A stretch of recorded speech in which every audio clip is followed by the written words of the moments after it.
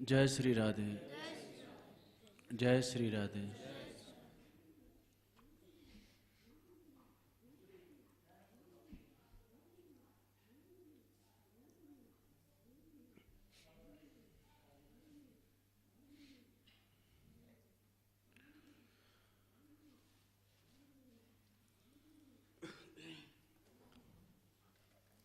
कल अभी कोई भैया आदेश किए थे कि 10 नामापराधों पे चर्चा हो। आज हम लोग नामापराधों पर चर्चा करेंगे।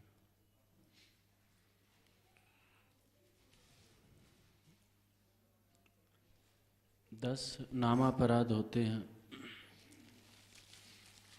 नाम की आराधना सर्वोत्कृष्ट आराधना बताई गई है। समस्त शास्त्रों में वैष्णवाचार्यों ने जो समस्त सिद्धांतों का सार वर्णित किया, वो सबका पर्यवसान नाम में ही हो जाता है। भागवत जी नाम प्रधान ग्रंथ हैं। भागवत जी में सर्वत्र नाम की ही महिमा का गान किया गया। नवधा भक्ति में भी जो 9 प्रकार की भक्ति बताई, श्रवणम कीर्तनम विष्णोः स्मरणम पादसेवनम अर्चनम बंदनम दास्यम सख्यम आत्मनिवेदनम। ठाकुर की लीला कथा श्रवण करना, कीर्तन करना, उनके चरणों का स्मरण करना, उनके अर्चा विग्रह की परिचर्या करना, उनको बंदन करना। श्रवणम कीर्तनम विष्णोः स्मरणम पादसेवनम अर्चनम बंदनम, दास्य भाव से उनकी परिचर्या करना, और सर्वस्वात्म निवेदनम।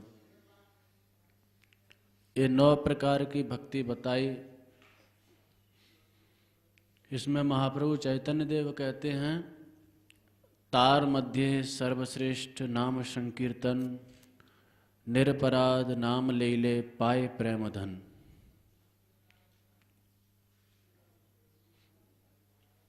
अन्य जो कल्याण के साधन हैं, ज्ञान योग आदि, उन सब से सहज सुकर सरल भक्ति है। सर्वश्रेष्ठ साधन भक्ति है। भक्ति में प्राणी मात्र का अधिकार है। ज्ञान योग आदि साधनों में अधिकारी भेद भी चलता है, परंतु भक्ति में तो बालक है, वृद्ध है, युवा है, महिला है, पुरुष है, ब्राह्मण है, क्षत्रिय है, वैश्य है, शूद्र है, किसी भी वर्ण का हो, किसी भी आश्रम का हो, सबका अधिकार है। यह भक्ति में सौकर्य, सरलता, सहजता है। पुरुष नपुंसक नारीवा जीव चराचर कोय। सर्वभाव से जो पुरुष है, भले ही महिला है, स्त्रियो वैश्यास्तदा शूद्रा ते पयांति परांगतिम। 9वें अध्याय में कहते हैं ठाकुर जी, एपि स्युः पाप योनियः, जिनका जन्म ही पाप के कारण होता है, ऐसी जो अंत्यज योनियां हैं, वे भी मेरा भजन करती हैं, मेरे शरणापन्न हो जाती हैं, तो उनका भी कल्याण हो जाता है। स्त्रियो वैश्यास्तथा शूद्रा एपि स्युः पाप योनियः। तो अन्य साधनों की अपेक्षा यह चर्चा मधुसूदन सरस्वती पाद जी अपने ग्रंथ में किए हैं। भक्ति रसायन ग्रंथ है उनका,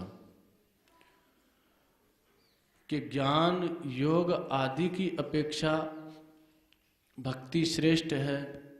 भक्ति में सहजता है, भक्ति में सरलता है, प्राणी मात्र का अधिकार है। अन्य साधनों की तरह इसमें अधिकार भेद नहीं है। और भक्ति में भी जो 9 प्रकार की भक्ति बताई, तो महाप्रभु चैतन्य देव कहते हैं, तार मध्य सर्वश्रेष्ठ नाम संकीर्तन, निरपराध नाम लैले पाय प्रेम धन। यद्यपि भक्ति का एक अंग भी आ जाए, श्रवण भक्ति आ गई, तो अन्य भक्तियों का भी उसमें समावेश, अन्य भक्तियां भी सहज में आ जाएंगी। अन्य जो अंग हैं, श्रवण में जिसकी रुचि होगी तो वह निश्चित स्मरण भी करेगा, कीर्तन भी करेगा, बंदन भी करेगा। कीर्तन में जिसकी निष्ठा हो गई, एक अंग को किसी को पकड़ लिया, श्रवण को पकड़ लो, स्मरण को पकड़ लो, तो बाकी अन्य स्वतः आ जाएंगे। उसकी भक्ति पूर्ण ही मानी जाएगी, एकांगी नहीं मानी जाएगी। तो अन्य समस्त साधनों की अपेक्षा श्रेष्ठ सरलता भक्ति में। और नवधा भक्ति में भी तार मध्य सर्वश्रेष्ठ नाम संकीर्तन, निरपराध नाम लैले पाए प्रेम धन।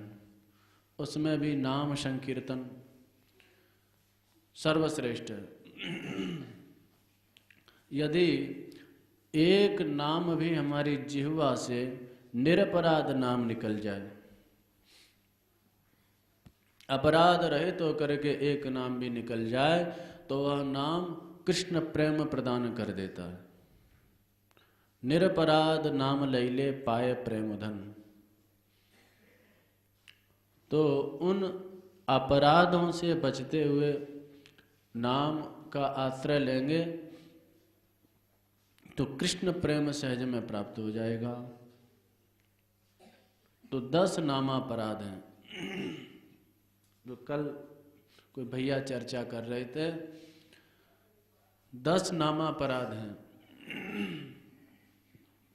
उनमें प्रथम सताम निंदा नाम्नः परमम अपराधम वितनुते।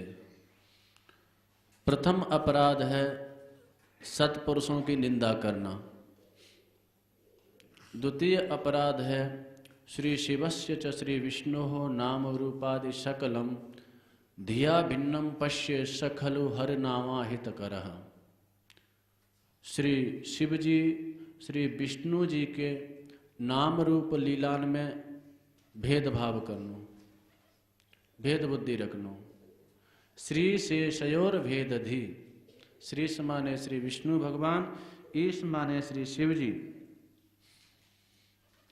इनके नाम, इनके रूप आदि में भेद बुद्धि करना, अथवा शिव जी आदि को भगवान से पृथक ईश्वर मान लेना, यह द्वितीय नामापराध होता है। तृतीय नामापराध होता है गुरोह अवज्ञा, सदगुरु की अवज्ञा करना, गुरुदेव की आज्ञा पालन न करना, यह तृतीय नामापराध होता है। चतुर्थ नामापराध होता है श्रुति शास्त्र निंदनम, सत्शास्त्रों की निंदा करना, सत्शास्त्रों की उपेक्षा करना, यह चतुर्थ नामापराध होता है। पंचम नामापराध होता है नाम में अर्थवाद की कल्पना करना। नामनी अर्थवाद कल्पनम। अर्थवाद से तात्पर्य नाम की महिमा शास्त्रों में की गई, उस महिमा को पढ़ करके और उसको अतिशयोक्ति, एक स्तुति मात्र मान लेना कि ऐसा है नहीं, ये तो ऐसे बढ़ चढ़ करके कह दिया है, यह अर्थवाद की कल्पना है। यह भी नाम में अपराध है। नाम के बल पर पाप में प्रवृत्त होना। नाम की महिमा सुन ली, नाम सभी पातकों से मुक्त कर देते हैं। नाम भगवान एक नाम कोई ले ले, समस्त उसके दुष्कृत, समस्त उसके पाप तत्क्षण क्षीण हो जाते हैं। तो यह बल पे पाप में प्रवृत्त हो जाना कि कोई बात नहीं, पाप कर्म कर लो, फिर कीर्तन कर लेंगे, पाप नष्ट हो जाएगा। तो नाम के बल पर पाप में प्रवृत्त होना, यह भी नामापराध है। धर्मव्रत दान होतादि सर्व शुभ क्रिया साम्योपि, अन्य धर्मांतर से, शुभ क्रियांतर से अन्यान्य जो शुभ कर्म हैं, धर्माचरण करना, व्रत करना, तप करना, हवन यज्ञादि करना, इन अन्यान्य शुभ कर्मों से नाम की समानता करना, यह भी नाम अपराध है। प्रमाद, नाम ग्रहण काल में, श्रवण काल में जो अनवधानता है, चेष्टा शून्यता है, नाम संकीर्तन हो रहा है, हम लोग गपाष्टक में लगे हुए हैं, व्यर्थ चर्चा में लगे हुए हैं, तो यह भी नाम अपराध है। नाम ग्रहण काल में, श्रवण काल में सावधान होकर के श्रवण करना चाहिए, ग्रहण करना चाहिए। उस समय चेष्टा शून्यता, प्रमाद में उपेक्षा नहीं करनी चाहिए, यह नाम अपराध हो जाता है। अश्रद्ध धाने विमुखे अश्रणमति यश्चोपदेश शिव नामापराध। नवम नामापराध है जो विमुख है, अश्रद्धालु है, भगवान में जिसकी असूया बुद्धि है, दोष बुद्धि है, ऐसे अश्रद्धालु के प्रति नाम का उपदेश करना। क्योंकि वहाँ यदि नाम का उपदेश करेंगे, वह नाम में अर्थवाद की कल्पना करेगा, नाम का परिहास उड़ाएगा, सत्पुरुषों का परिहास उड़ाएगा, तो ये नाम अपराध। अश्रद्धालु जो जिज्ञासु नहीं है, जिसकी रुचि नहीं है, जो विमुख है, वहाँ सहसा नाम का उपदेश करना। पहले उसमें रुचि उत्पन्न कराई जाए, किसी भी ब्याज से, किसी माध्यम से, अनंतर उसको नाम की महिमा बताई जाए। तो विमुख अश्रद्धालु के प्रति नामोपदेश करना। और अंतिम 10वां अपराध है श्रुतोपि नाम महात्म्ये यह प्रीति रहितो धमः अहम ममाभिपरमो। नाम के महात्म्य को श्रवण करके भी, नाम की महिमा को जान करके भी नाम में प्रीति न करना, नाम ग्रहण को प्रधानता न देना, यह 10वां नाम अपराध है। तो इस प्रकार से 10 नाम अपराध होते हैं। हरिभक्ति विलास में श्री सनातन गोस्वामी जी ने इनका वर्णन किया है।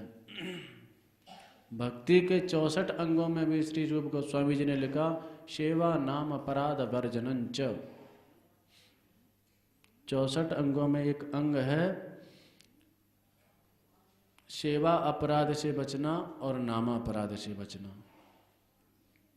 32 प्रकार के सेवा अपराध होते हैं और 10 प्रकार के ये नामापराध होते हैं। तो नामापराध से रहित होकर के निरपराध नाम लय ले। निरपराध एक नाम वाणी से निकल जाए तो वो सहज में कृष्ण प्रेम प्राप्त करा देने वाला होता है। निरपराध नाम लय ले पाए प्रेम धन। तो उसमें सावधानी यह हो कि ये अपराधों से हम बचते रहें। तो प्रथम अपराध जैसे बताया सन्निंदा, नामना परमम अपराधम वितनुते। सत्पुरुषों की निंदा यह नाम में परमम अपराधम वितनुते, यह बहुत बड़ा अपराध कहा गया है। निंदा तो किसी की भी हो, निंदा किसी की भी नहीं करनी चाहिए, क्योंकि पर निंदासम अघन गरीसा। गोसाई जी लिखते हैं सबसे बड़ा जो पाप है, दोष है, वह है निंदा। पर निंदा सम अघन गरीसा। निंदा का भी लोगों को एक व्यसन लग जाता है, उसमें लाभ कुछ नहीं है, लेकिन उनको एक व्यसन, जैसे गुटखा खाने वाला व्यक्ति है, अब गुटखा से कोई लाभ तो है नहीं, लेकिन जब तक वह गुटखा नहीं खा लेगा उसके चित्त को एक प्रसन्नता नहीं होगी। मदिरा पीने वाला व्यक्ति है, जानता है इससे हानि है, लेकिन उसका स्वभाव एक ऐसा बन गया है कि जब तक मदिरा नहीं पी लेगा तो उसको वह अच्छा नहीं लगेगा। ऐसे निंदा की भी प्रकृति बन जाती है। वह ऐसा छिद्रान्वेषण करेंगे, ऐसे अवसर को ताकेंगे कि हमको अवसर मिल जाए निंदा का, और निंदा में तत्पर हो जाएंगे। तो यह निंदा सबसे बड़ा पाप कहा गया। पर निंदा सम अघन गरीसा। कबीर जी लिखते हैं, कबीरा पापी ना मिलो, कबीरा निंदक ना मिलो, पापी मिलो हजार। क्योंकि एक निंदक के शीश पे कोटिन पाप पहाड़। एक निंदक की टांट पे करोड़न पापीन के पहाड़ हो गए, यानी करोड़ों पापीन के तुल्य एक निंदक होता है। तो ये करोड़ों पापीन के पाप कहाँ ते ले आओ ये? तो एक पुराणांतर में कथा आवे कि निंदक व्यक्ति जिसकी निंदा करता है तो उसके जो पाप हैं वह पाप व निंदक की टांट पर आ जावे। एक पुराणांतर में कथा आती है, अयोध्या में एक बहुत पहले एक राजा हुए, तो वह ध्यान में अवस्थित होते थे। उस समय उनको एक बहुत जैसे कज्जल का कोई पहाड़ हो, ऐसे काला काला कुछ बहुत विशाल पहाड़ जैसा दिखाई देता था। ठाकुर जी का ध्यान नहीं होता था। उन्होंने गुरुदेव वशिष्ठ जी से प्रार्थना करी, महाराज मैं समझ नहीं पाता, जब मैं ध्यान में बैठता हूँ तो मुझे विशाल एक काला काला पहाड़ जैसा दिखाई देता है, भगवान में तो मन लगा ही ना। तो वशिष्ठ जी ने कही, यह विशाल जो काला पहाड़ है यह तुम्हारे पापों का पहाड़ है। पाप ही काले पहाड़ के रूप में दिखाई देते हैं। कैसे क्षीण किए जाएं? तो शिक्षा के दृष्टि से वशिष्ठ जी ने एक उपाय किया। वशिष्ठ जी ने कहा, उन राजा की भ्रातृजाया यानी भाभी थी, वो विधवा थी। तो वशिष्ठ जी ने कहा कि रात्रि के बेला में तुम भाभी के कक्ष में चले जाना, फिर लौट आना। तो राजा, बड़ा आदर था राजा का भाभी के प्रति, माँ की तरह आदर था, उनकी प्रतिदिन चरण वंदना करता था, और जैसे माता का आदर करता था ऐसे भाभी का आदर करता था। तो उस दिन वह गया और केवल प्रणाम करके वह रात्रि की बेला में कुछ क्षण कोई चर्चा करके और चला आया। इधर अब जो छिद्रान्वेषी लोग थे, जिनका दायित्व तो केवल यही है कि कहीं भी दोष दर्शन करो और निंदा आरंभ कर दो, उनको अवसर मिल गया। अब तो धीरे धीरे हे भगवान देखो जा राजा की कैसी नीयत खराब भई है, और माँ के तुल्य भाभी होवे वह के कक्ष में जावे, उनको अवसर मिल गया, निंदा आरंभ कर दी। धीरे धीरे निंदा फैलती गई। सैनिक ने देखा, सैनिक परस्पर में निंदा करने लग गए। अन्य जो निंदक जिनका स्वभाव था वहाँ पर चर्चा पहुँची तो उनको भी एक अवसर मिल गया, निंदा आरंभ हो गई। राजा में कोई दोष नहीं। राजा मातृभाव से गया था, प्रणाम करके चला आया था, लेकिन वो कालिदास जी की उक्ति है, पापी सर्वत्र पापम आशंकते। जिसका स्वयं का दुष्ट स्वभाव होता है, अशुद्ध स्वभाव होता है, वो सर्वत्र पाप की ही आशंका करता है। तो राजा के प्रति अब सबके मन में, अरे राजा ऐसा है, राजा ऐसा है, इसने ऐसा किया, सब निंदा करवे लग गए।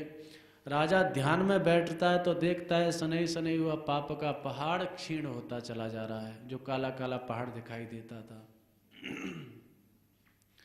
लोगों को अवसर मिल रहा था, वह निंदा कर रहे थे या क्रम जारी रखा। और एक स्थिति ऐसी आई कि वह ध्यान में बैठा तो जितना विशाल पहाड़ जो दिखाई देता था वह दिखाई न दे करके एक सामान्य टुकड़ा जैसा उसका काले पहाड़ का दिखाई दिया।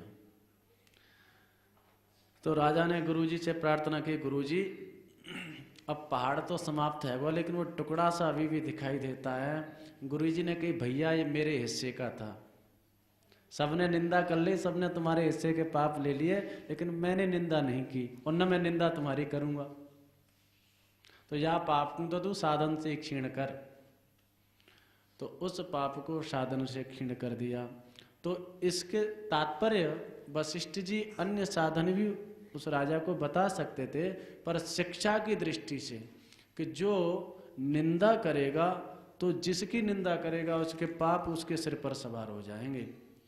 राजा की निंदा किए, अनर्गल निंदा, तो वह पाप निंदा करने वालों के सिर पर आ गए। तो वही जो कबीरदास जी ने कहा कि एक निंदक के शीश पर कोटिन पाप पहाड़, करोड़ों पापियों के पहाड़ बाकी टांट पे इकट्ठे हो जाते हैं। सबके पापन ने ऐसे वो अपने सिर पर ले लेता है। इसीलिए एक श्लोक भक्तमाल में कहो कि भैया निंदक महाराज तो माता से भी ज्यादा उपकारी होते हैं। या दुनिया में दो लोग बड़े उपकारी हैं, एक तो मैया और मैया से भी आगे निंदक। लोके गरीयसी माता मातृत्योप अधिको खला, माता पुनात अस्ताभ्याम खलस्तु स्वजिह्वया। लोक में माता की बड़ी महिमा है, माता सबसे श्रेष्ठ होती है, लेकिन हम तो कहें कि माता से बढ़कर के निंदक हो गए। बोले क्यों? बोले माता तो बालक के मलमूत्र ने हाथ से साफ करे, पर निंदक तो अपनी जिह्वा से साफ करे। बालक मलमूत्र कर जाए तो मैया हाथन से साफ करे, पर निंदक महाराज तो अपनी जिह्वा से साफ करे। बाकी निंदा कर करके बाकी जो पाप रूपी मल हैं उनको अपनी जिह्वा से साफ करे। इसलिए निंदक तो बड़ा उपकारी है। तो कहने को तात्पर्य यह निंदा का दुष्परिणाम रहता है। समस्त पाप अपने शीश पर आ जाते हैं, जीते जी उसका जीवन अशांति में बन जाता है। न तो उसके चित्त में स्वयं शांति रहती है और अन्यों के चित्त में भी वह अशांति का उत्पादक बन जाता है, अन्यों के चित्त में भी वह अशांति उत्पन्न कर देने वाला होता है। तो इसका लोक में भी कोई आदर नहीं रहता और फिर परलोक में तो दुर्वस्था होती है। अब परलोक में क्या गति होती है निंदक की?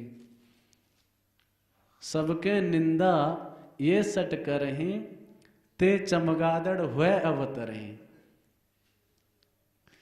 जो निंदा परायण रहे में उनको चमगादड़ के रूप में अवतार हो गए। फिर चमगादड़, चमगादड़ देखियो भी उल्टी टंगी रह गए अंधकार में। और सबसे बड़ा दंड वाकु ये रह गए, ये विधाता की ऐसी विचित्र रचना है। सृष्टि में ऐसा प्रथम प्राणी है चमगादड़, जो मुख से ही आहार ग्रहण करता है और मुख से ही मल त्याग करता है। अब्बा के कष्ट की कल्पना कर लो, क्या बीतती होगी। कम से कम दिन में 2 बार तो जाती ही होगी, तो क्या हालत होती होगी उसकी। वो तो बेचारी कुल्ला भी ना कर सके कि पानी से कहीं मुंह धो ले, ऐसा भी ना कर सके। तात्पर्य वा को दिन भर मल से मुंह सनो रहे। ये काय को परिणाम है? ये निंदा को परिणाम है। सबके निंदा ये सट करहीं, ते चमगादड़ वह अवतरहीं। चमगादड़ को जन्म लेना पड़े और इतना भीषण दंड उसको प्राप्त करना पड़ता है। इसीलिए जब निंदा करवे को मन करे, जब निंदा करवे के लिए हमारी जीव लप लपावे, वास में इस सुंदर दृश्य को थोड़ा सा ध्यान कर लेना चाहिए कि यदि निंदा हम करेंगे तो हमारी क्या स्थिति होगी। क्या यह अच्छा है? इतनी भीषण यातना मिले, उसके कष्ट की कल्पना नहीं कर सकते, वो व्यक्त नहीं कर सकती अपने कष्ट को। जो मुंह से ही मल विसर्जन कर रही है और मुंह मल से सना रहता है, उसके कष्ट की कोई कल्पना कर सकता है? कल्पनातीत कष्ट होता है उसको। और वह कष्ट केवल किस अपराध से मिला? ऐसे निंदा के अपराध से। तो प्रथम अपराध इसलिए बताया, निंदा तो काय की भी हो, कैसी भी हो, निंदा से तो दूर ही रहे। नहीं निंदा काय की करे, न निंदा सुने। या निंदाम करोति तस्मादपि यह शृणोति सा पाप भाग। केवल करने वाला ही नहीं, सुनने वाला भी निंदा का दोषी होता है। कालिदास ने कुमार संभव में लिखा, न केवलम यह निंदांग करोति यह शृणोति तस्मादपि सह पाप भाग। जो सुनता है ना, वो कहने वाले से भी ज्यादा पाप का भागीदार हो जाता है। क्यों?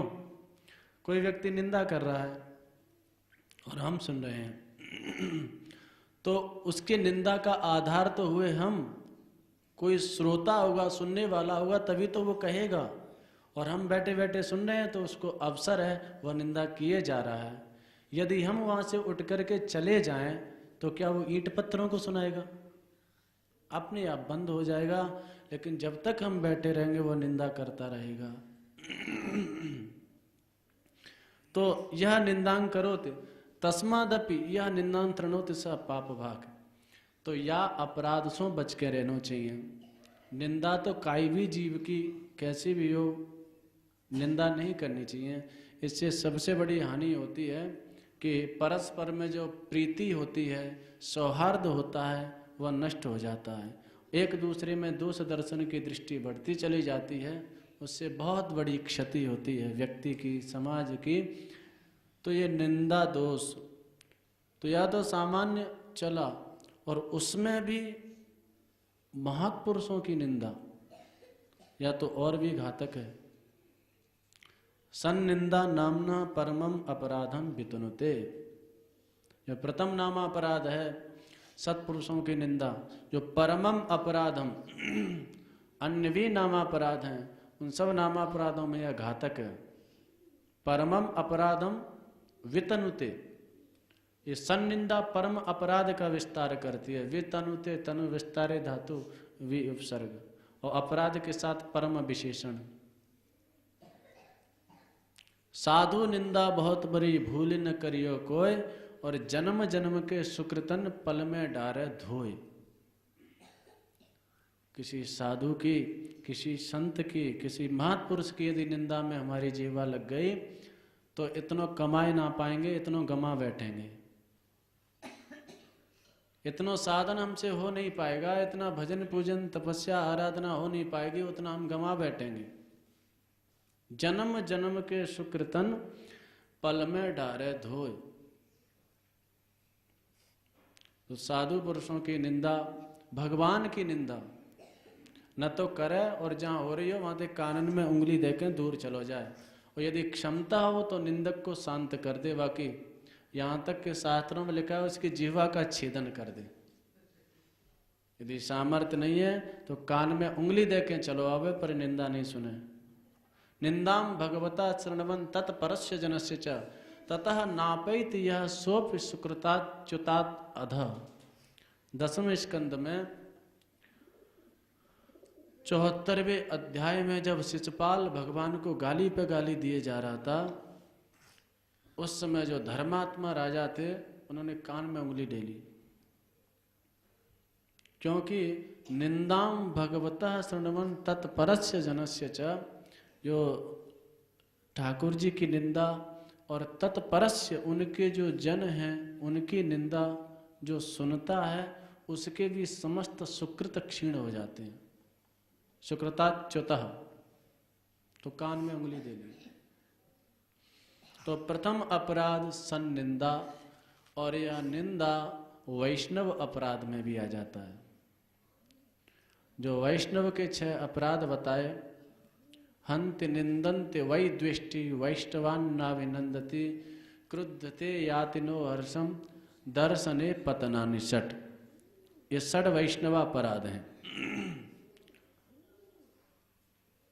हन्त्य, किसी वैष्णव को मारना। निंदन्ति, उसकी निंदा करना। हन्त्य निंदन्ति वै द्वेष्टि, वैष्णव से द्वेष करना। हन्त्य निंदन्ति वै द्वेष्टि, वैष्णवान नाभिनंदति। कोई वैष्णव आया, कोई भक्त आया, उसका अभिनंदन नहीं किए, उसका सत्कार नहीं किए और क्रुद्धित हो गए, क्रुद्ध हो गए उसके ऊपर। याति नोपहर्षम, उसके आने पर चित्त में प्रसन्नता न हो तो यह वैष्णव अपराध हो जाता है। तो यह निंदत, निंदा करना नामापराध के अंतर्गत भी आता है और वैष्णवापराध के अंतर्गत भी आता है। तो वैष्णव निंदा हमसे बन गई, किसी संत महापुरुष की निंदा करने लग गए, तो जितना हम इस अध्यात्म पथ पर प्रगति नहीं कर पाएंगे उतनी हमारी अवनति हो जाएगी, उतना हमारा अधापात हो जाएगा। जितना हम कमा नहीं पाएंगे उतना गमा बैठेंगे। ये सन्निंदा का दुष्परिणाम रहेगा। अरे हम लोग क्या आराधना, क्या तपस्या करेंगे, क्या साधना करेंगे।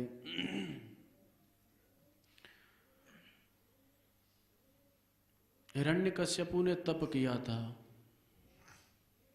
भीषण तप, सप्तम स्कंद में पढ़ करके देख लीजिए। सतेपे मंद्रद्रोण्याम तपः परम दारुणम ऊर्ध्वबाहुर नमो दृष्टि पादांगुष्ठा श्रता न विथृता बनी। तपस्या कर रहा है मंदराचल की द्रोणी में।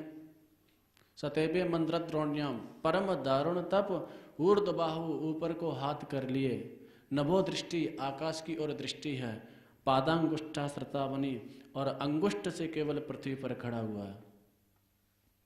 इतना भीषण तप। ब्रह्मा जी भी चक्कर में पड़ गए।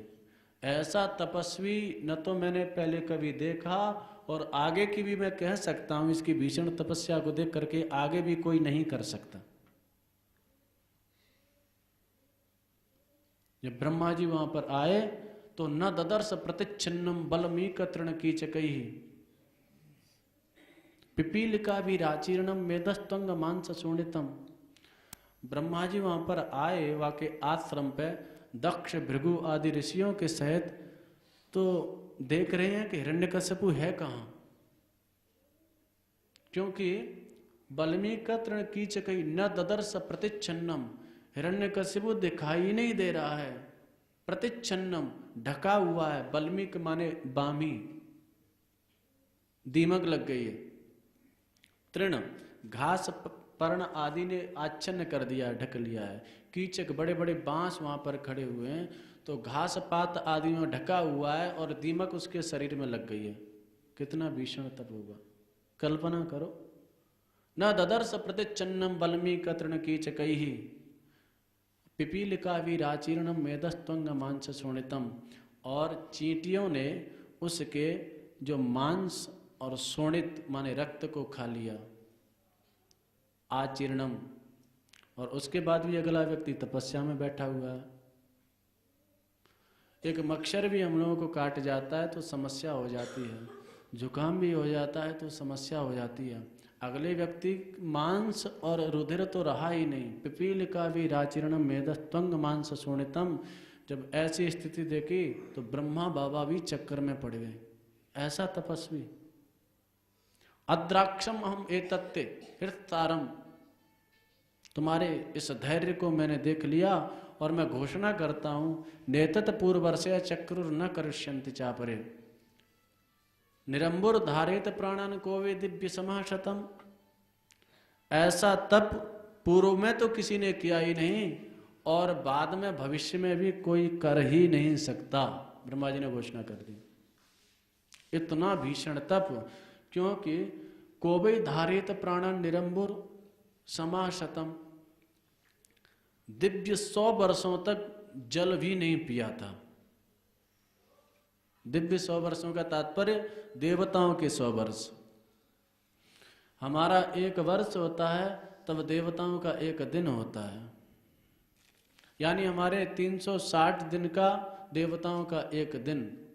हमारे 360 वर्षों का देवताओं का 1 वर्ष। तो ऐसे 100 वर्ष तक 360 और 100 का गुणा करेंगे तो 36,000 वर्ष। मानव के 36,000 वर्ष तक उसने जल न पी करके तप किया था। हम लोगों पे निर्जला एकादशी साल में 1 बार आवे वो भारी पड़ जाए। अगले व्यक्ति ने 36,000 वर्ष तक जल भी ग्रहण नहीं किया था, ऐसा भीषण तप किया था। इतना भीषण तप, और उसको देख करके ब्रह्मा जी भी चक्कर में पड़ गए। और ब्रह्मा जी ने कहा, बेटा तू जो वरदान चाहता है वो मांग ले। वरदान मांग लिया। भूतेभ्यस्तुत विसृष्टेभ्यो मृत्युर्मा भून मम प्रभु, आपकी सृष्टि में किसी भी प्राणी से मेरी मृत्यु न हो।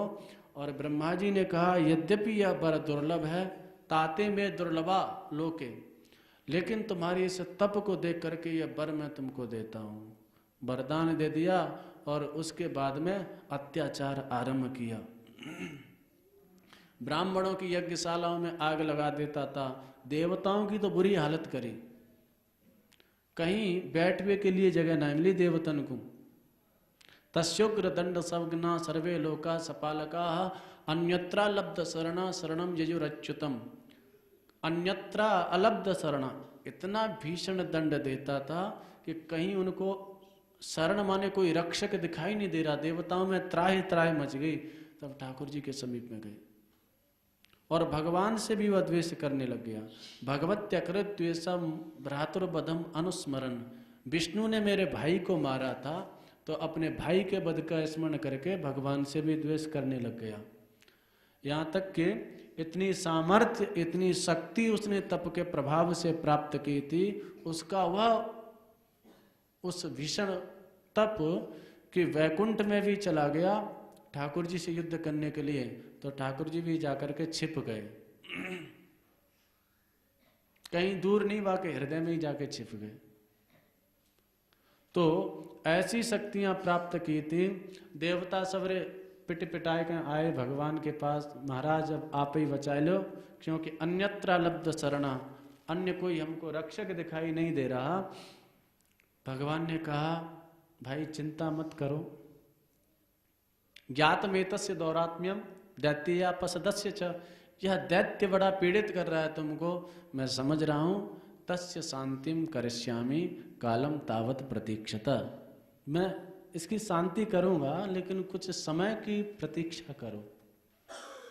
बोले महाराज कोई अवधि तो होगी, कब तक हम पिटते रहेंगे ऐसे। भगवान ने कहा, देखो भाई, यदा देवेषु वेदेषु गोषु विप्रेषु साधुषु धर्मे मयि च विद्वेषः सवा आसु विनिश्यति। एक सामान्य नियम है, कोई देवताओं का अपराध कर दे, उस व्यक्ति का नाश हो जाता है, देवता उसको नष्ट कर देते हैं।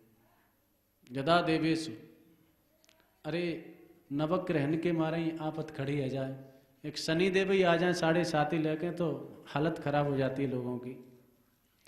तो यदा देवेषु, देवताओं का अपराध व्यक्ति को नष्ट कर देता है। वेदेषु, वेद से कोई द्रोह करने लग जाए, वेद में जिसकी अनास्था हो जाए उसका भी नाश हो जाता है। यदा देवेषु वेदेषु, गौ माता का अपराध हो जाए, सज्जन लोगों का अपराध हो जाए, विप्रेषु ब्राह्मणों का अपराध हो जाए, धर्मे मयि च विद्वेष, और जो धर्म से द्वेष करने लग जाए, और मयि च विद्वेष, और मुझसे द्वेष करने लग जाए, भगवान कहते हैं तो सवा आसु विनश्यति, वह व्यक्ति, आसु माने शीघ्र ही, विनश्यति माने नष्ट हो जाता है। जब व्यक्ति देवताओं से, वेदों से, ब्राह्मणों से, गायों से, धर्म से और भगवान से द्रोह करने लग जाता है, द्वेष करने लग जाता है, तो भगवान कहते हैं सवा आसु विनश्यति, वह कोई भी क्यों न हो, आसु माने शीघ्र विनष्ट हो जाता है। ये भगवान की वाणी है। इतने भीषण अपराध हैं। गौ माता का अपराध हो गया, कौन बच सकता है? तत्क्षण वह नष्ट हो जाता है। भगवान से द्वेष करने लग जाए, कौन बच सकता है? तत्क्षण वह नष्ट हो जाता है। वेद से द्रोह करने लग जाए, वेद में अनास्था हो जाए, ब्राह्मणों से द्रोह, देवता ने कही प्रभु फिर बचो कहा है, ये सबरी बात जामे है फिर भी ई मरना रहो जाको नाचना है रहो। आपने कही कि देवताओं से द्रोह करने लग जाए तो हमारी इतनी पिटाई किए जाने कि हमको कहीं जगह ना मिली, तब आपके पास में आए हैं। आपने कहा कि वेदों से द्रोह करने लग जाए तो वेद आप ही के स्वरूप हैं, वेदो नारायण साक्षात, वेद साक्षात नारायण के स्वरूप हैं और यह आपसे द्वेष करता ही है। भगवत्य करो द्वेषम भ्रातृवधम अनुस्मरण, भगवान से द्वेष करता ही है। तो भगवान से द्वेष करना, वेदों से द्रोह करना। तो देवेशु आपने कहा देवताओं से द्रोह करने लग जाए, वेदों से द्रोह करने लग जाए, भगवान से द्रोह करने लग जाए, गैया माता को अपराध करने लग जाए, गैया माता से यज्ञ होती हैं, हवि पदार्थ प्राप्त होते हैं, तो ये असुरों की सबसे पहले कुदृष्टि तो गैया और ब्राह्मण के ऊपर ही रहती है। क्योंकि गाय रहेगी, शुद्ध सात्विक सदाचारी ब्राह्मण रहेंगे तो शुद्ध सात्विक यज्ञ होंगे, शुद्ध सात्विक यज्ञ होंगे तो देवताओं की शक्ति बढ़ेगी। तो इन दैत्यों का प्रथम प्रकोप तो ब्राह्मणों के ऊपर और गैयाओं के ऊपर ही रहता है। तो ये गायों का भी अपराध करने लग गया है, ब्राह्मणों की भी बस्तियां जाने जला दी, लेकिन फिर भी यह अभी मरा क्यों नहीं? आप कहते हैं कि सवा आशु विनश्यति, वह शीघ्र नष्ट हो जाता है, लेकिन ये तो यथावत है। तब भगवान आगे कहते हैं देखो भाई, निर्वैराय प्रशांताय स्वसुताय महात्मने प्रहलादाय यदा द्रुह्येद हनिष्येपि बरोर्जितम। इसमें कोई संदेह नहीं है कि ब्राह्मण का अपराध, गौ माता का अपराध, वेद का अपराध, भगवान से किया गया द्वेष द्रोह व्यक्ति को शीघ्र ही नष्ट कर देता है। लेकिन हिरण्यकश्यपु अभी नष्ट नहीं हुआ। क्यों? बोले इसका ऐसा भीषण तप था, ऐसी इसकी कुछ तप की शक्ति थी। यद्यपि इनके अपराध से कोई बच नहीं सकता, लेकिन इसका ऐसा भीषण तप था कि ये अपराध भी इसका कुछ नहीं बिगाड़ पा रहे थे। यहां ध्यान देने की बात है, इतने भीषण अपराध भी उसके उस तप की शक्ति को क्षीण नहीं कर पा रहे। ऐसा उत्कृष्ट तप था, और वह तप कैसे क्षीण हो गया? जब ये श्लोक की व्याख्या करी, यदा देवेषु वेदेषु गोसु विप्रेषु साधुषु, तो आचार्य ने जाके व्याख्या करी। चक्रवर्ती पाद कहते हैं कि अहम सर्वम सहे न तो भक्तद्रोहम, मैं सब कुछ सहन कर सकता हूं एक बार के लिए। वेद का अपराध भी सहन कर सकता हूं, गौ माता का अपराध भी सहन कर सकता हूं, मुझसे कोई द्वेष करने लग जाए उसको भी सहन कर सकता हूं, लेकिन सर्वम सहे न तो भक्त द्रोहम, लेकिन मेरे भक्त से कोई द्रोह करने लग जाए, वाकी निंदा करने लग जाए, उसका अपराध करने लग जाए, उसको मैं सहन नहीं कर सकता। प्रथम बिंदु।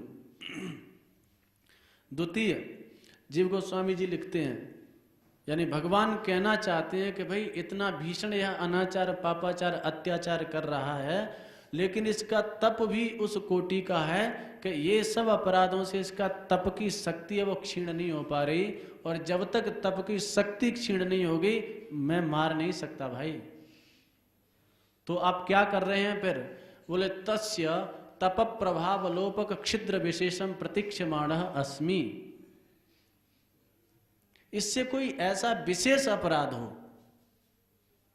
जिससे इसकी तप की जितनी भी शक्ति है, 36,000 वर्ष तक जो जल आदि ग्रहण न करके जो तप किया था, और जो तप वेद अपराध से, भगवान के अपराध से, ब्राह्मणों के अपराध से क्षीण नहीं हो रहा, उस तप का लोपक, उस तप को क्षीण करने वाला कोई एक इससे अपराध बन जाए, तुरंत इसको मार दूंगा। तस्य प्रभाव लोपक क्षिद्र विशेषम प्रतीक्षमाण अस्मि। वह क्या अपराध है? बोले निर्वैराय प्रशांताय स्वसुताय महात्मने प्रहलादाय यदा द्रुह्येद हनिष्येपि बरोर्जितम। मेरा एक बहुत प्यारा भक्त है प्रहलाद, निर्वैर है, उसके अंदर वैर की भावना नहीं है, प्रशांत है, राग द्वेष की कलुषित वृत्तियों ने उसके अंतःकरण को दूषित नहीं किया है। इसका बेटा है और महात्मा है।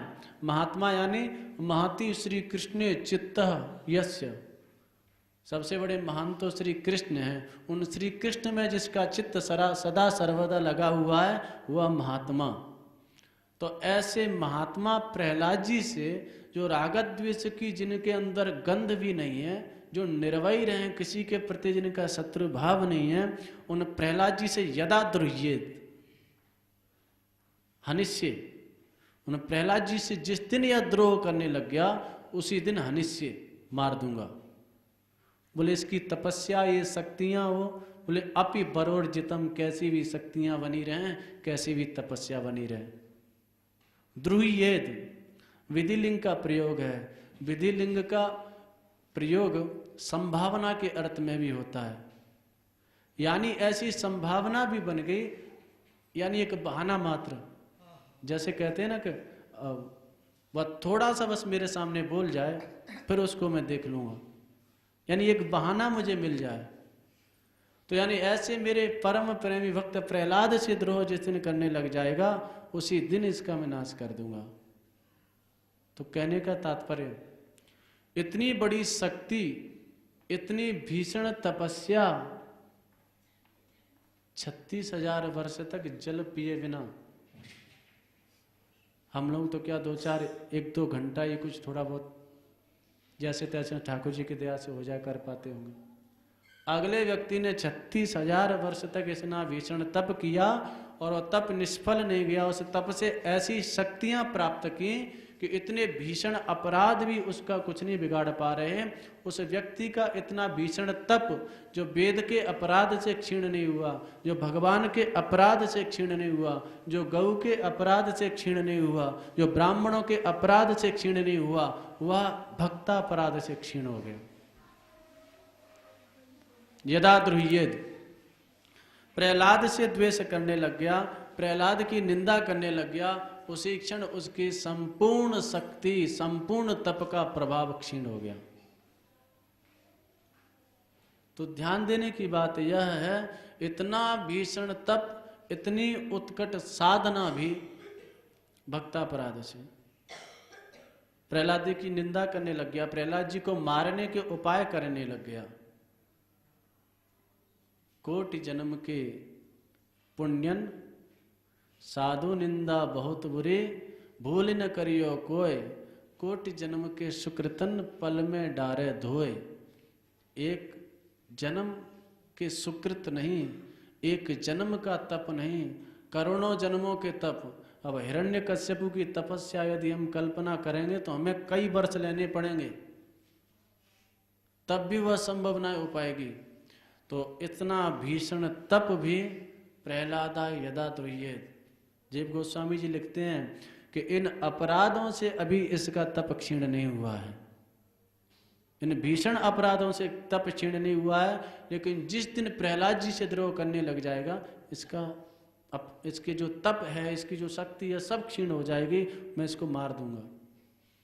कहने का तात्पर्य, यह जो वैष्णवापराध है और प्रथम नामापराध में जो लिया गया सन्निंदा, शताम निंदा नामना परमम अपराधम वितनुते, जो महत्पुरुषों की निंदा है, वैष्णव जनों की निंदा है, वैष्णव जनों से द्रोह है, यह प्रथम नामापराध में आ जाता है। और इसे भीषण से भीषण तप भी हमने किया हो, वही वाक्य जितना कमा नहीं पाएंगे उतना गंवा बैठेंगे। इतना भीषण तप किया था। ये दोनों श्लोक बहुत ध्यान देने योग्य हैं, और जो श्री चक्रवर्ती जी की, श्री जीव गोस्वामी जी की टीका है वह देखने योग्य है दोनों पर। इतना भीषण तप करने वाला व्यक्ति, और जिसका त्रैलोक्य में डंका पिट रहा है, देवता भी कुछ नहीं बिगाड़ सकते, और भगवान से भी द्वेष कर रहा है। एक बिंदु और ध्यातव्य है, भगवान से द्वेष कर रहा है। भगवान से तुम्हारी दुश्मनी हो जाए, शत्रुता हो जाए, लेकिन भक्त से प्रेम है तो भगवान कुछ नहीं बिगाड़ेंगे। भगवान से आपकी खटपट हो जाए, भगवान से शत्रुता हो जाए, लेकिन भक्त के प्रति आपको प्रेम है तो भगवान कछ ना बिगाड़ेंगे। ये भगवान से तो द्वेष कर रहा है, लेकिन अभी प्रहलाद जी में जाको प्रेम है, वात्सल्य बुद्धि है। भगवान से तो उसी दिन से द्वेष आरंभ कर दिया जिस दिन से हिरण्याक्ष को मारा था, लेकिन प्रहलाद जी से कितना प्रेम करता है, चतुर्थ पंचम अध्याय में देख सकते हैं। जब प्रहलाद जी पादयो पतितम बालम आकर के प्रणाम करते हैं, प्रतिनिंद्या शिशासुरा, तो बड़े प्रेम से आशीर्वाद देता है। परिस्वज्य चिरन दौर्भ्याम परमा माप निर्वृत्तिम, और प्रहलाद जी को हाथों से उठा लेता है अपनी गोद में। परिस्वज्य चिरन दौर्भ्याम, गोद में उठा करके परवाम निवृत्तिम अपाप, और बड़े आनंदित होता है कि देखो कितना प्यारा मेरा बेटा है। और आरोप्यांक के अवग्राह्य, अपने अंक में बिठा लेता है, प्रहलाद जी के सिर को सूंघता है, नेत्रों से अश्रुधारा बहने लगती है प्रहलाद जी को देख करके। यानी बालक प्रहलाद जी के प्रति इतना स्नेह हिरण्यकश्यप का। आरोप्यांक के अवग्राह्य प्रीतो व्यमंचत अबिंदून, और नेत्रों के जल से प्रहलाद जी का अभिषेक कर देता है। तो भगवान से द्वेष कर रहा है लेकिन प्रहलाद जी से प्रेम कर रहा है, देवताओं से द्वेष कर रहा है लेकिन प्रहलाद जी से प्रेम कर रहा है, वैदिक धर्म का उल्लंघन कर दिया लेकिन प्रहलाद जी से प्रेम कर रहा है, ब्राह्मणों का अपराध कर बैठा लेकिन प्रहलाद जी से प्रेम कर रहा है, तो ठाकुर जी भी कछु ना कर सके, क्योंकि भक्त से प्रेम कर रहा है। और जिस दिन प्रहलाद जी से द्रोह करना आरंभ कर दिया, ठाकुर जी ने नष्ट कर दिया। कहने का तात्पर्य, भगवान से द्रोह अपराध है, लेकिन कई भक्त से आपको प्रेम है तो ठाकुर जी भी अनिष्ट ना कर पाएंगे। बाणासुर ने ठाकुर जी से युद्ध किया था, श्री कृष्ण से युद्ध किया लेकिन शिव जी की सेवा करी, और शिव जी परम वैष्णव है, वैष्णवा नाम यथा शंभु। तो ठाकुर जी मारे फिर बाणासुर को नहीं मार सके। विभीषण जब तक रावण की लंका में था, ठाकुर जी रावण का कोई अनिष्ट नहीं कर पाए। और जब विभीषण का अपराध कर दिया रावण ने, और विभीषण को बार बार लातों से प्रहार किया और निकाल दिया, तो जब विभीषण को त्याग दिया, भयउ विभव बिन तब ही अभागा, रावण जब ही विभीषण त्यागा। बाकी अनिष्ट की जो घड़ियां हैं वह आरंभ हो गई। कहने का तात्पर्य है, भक्त से प्रेम है, कथनचित भगवान से खटपट भी हो जाएगी तो कोई चिंता नहीं, भक्त बचा लेंगे। भगवान से हम प्रेम को अभिनय कर रहे हैं, खूब नाम संकीर्तन कर रहे हैं, खूब जप आदि कर रहे हैं, भक्त से द्रोह कर रहे हैं, भक्त की निंदा कर रहे हैं, तो ठाकुर जी ना बचावेंगे। दोनों बिंदु ध्यान देने योग्य हैं।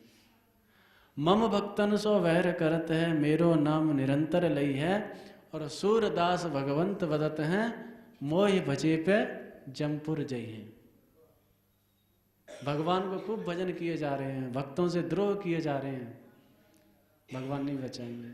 भक्त से प्रेम है, कथनचित भगवान से खटपट भी हो जाएगी तो भगवान कुछ बिगाड़ेंगे नहीं। न भजत कुमनीश नाम से इज्याम, हरे रत्नात्म धन प्रिय और रसज्ञ, चतुर्थ स्कंद के अंतिम अध्याय में आता है। श्रुत धन कुल कर्मणाम मदैर ये विदधत पापम अकिंचनेसु सत्सु, जो विद्या के मद में, वैभव के मद में, धन के मद में, रूप के मद में, कुल के मद में अकिंचन भक्तों का अपराध कर बैठते हैं, तो कितनी भी बड़ी बड़ी सामग्रियों से, यज्ञों से ठाकुर का यजन करें, न भजत कुमनीश नाम से इज्याम, उन कुमनीषियों की इज्जा को, उस अर्चना को ठाकुर स्वीकार ना करें, क्योंकि श्री ठाकुर जी तो रसज्ञ हैं। भक्तों के हृदय में जो भाव होवे उन भावन को ग्रहण करें। जब इन वस्तुओं से मद बढ़ जाए तो वह मद से जो भाव हैं, जो रस है, वह सूख जाता है, सूखापन आ जावे हृदय में। तो कहने को तात्पर्य, जो नामापराध की चर्चा चली तो उसमें जो प्रथम अपराध है सन्निंदा, या अपराध से बचना चाहिए। प्रथम अपराध है महत्पुरुषों की निंदा, द्वितीय अपराध है श्री शिव और श्री विष्णु के नाम रूप लीला आदि में भेद बुद्धि करना। तृतीय अपराध है गुरुजनों की अवज्ञा करना। चतुर्थ अपराध है श्रुति शास्त्रों की निंदा करना। पंचम अपराध है नाम में अर्थवाद की कल्पना करना। छठवां अपराध है धर्मांतर से समानता करना। सातवां अपराध है नाम के बल पर पाप में प्रवृत्त होना। आठवां अपराध है प्रमाद। प्रमाद से तात्पर्य नाम ग्रहण काल में, श्रवण काल में अनावधानता, चेष्टा शून्यता। और अंतिम अपराध है नाम की महिमा को श्रवण करके, जान करके भी नाम में प्रीति रहित होना, नाम में प्रेम न होना। और 10वां अपराध है अश्रद्धालु, नास्तिक, निष्ठाहीन, विमुख लोगों के सामने नाम की महिमा का गान करना। तो ये 10 अपराध हैं। ये अपराधों से रहित होकर के नाम निकले तो एक नाम ठाकुर के चरणों में प्रीति उत्पन्न करा देने वाला होता है। निरपराध नाम ले ले पाए प्रेम धन। परंतु घबराना नहीं चाहिए। इन अपराधों का उन्मूलन भी नाम की कृपा से और उनके जनों की, महापुरुषों की कृपा से। यदि कोई महद अपराध बन जाए, कोई वैष्णव का अपराध बन जाए, तो उन वैष्णवों के चरणों में प्रणत होकर के अपने अपराध को स्वीकार कर ले, उनसे क्षमा याचना करे। या विधि वैष्णवापराध से निवृत्ति मिल जाएगी। और अन्य जो नामापराध हैं, तो नामापराध युक्ता नाम नामान्येव हरन्त्यगम। उन नामापराध को नाम ही नष्ट कर देवे। निरंतर नाम लेते रहना चाहिए। ठाकुर से प्रार्थना करनी चाहिए, प्रभु कृपा करें वह क्षण आए जिस क्षण निरपराध नाम हमारी वाणी से निकले। तो कहने को तात्पर्य, यह जो कल नामापराध की कोई बंधु चर्चा किए थे, यह प्रकार से ये 10 नामापराध हो गए, इनसे बचना चाहिए। जय श्री राधे।